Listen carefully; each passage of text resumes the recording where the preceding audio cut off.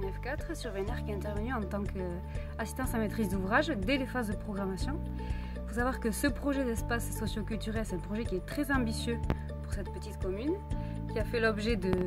nombreuses concertations, notamment avec les associations locales.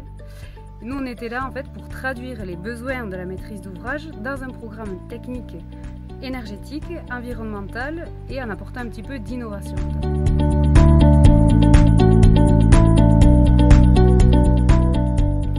Alors aujourd'hui, sur ce projet, le véritable enjeu, ça a été de tenir les ambitions de la maîtrise d'ouvrage qui avait des objectifs très élevés,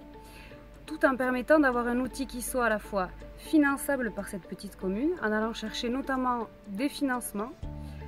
et en permettant d'avoir un coût global, donc c'est-à-dire une maîtrise derrière du coût de l'outil qui puisse être absorbé par la commune au fil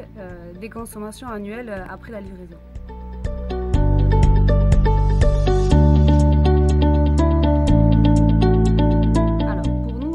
Autour de l'innovation, il a porté surtout sur réussir à traduire toutes les ambitions et les objectifs de la maîtrise d'ouvrage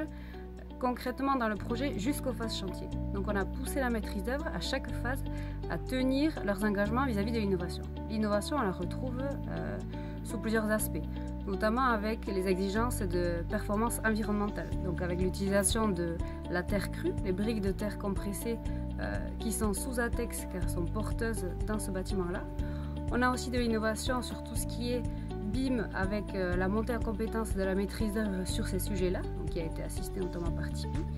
On a de l'innovation aussi autour de la concertation grâce au programmiste ZAMO qui a permis d'assister la maîtrise d'ouvrage sur toutes les phases d'anticipation un petit peu du programme. Et ensuite l'innovation qui au final peut paraître un peu plus banale mais qui est très importante, c'est de réussir à livrer un bâtiment qui permette d'assurer des factures soutenables par la maîtrise d'ouvrage suite à la livraison, ce qu'on appelle la réflexion en coût global.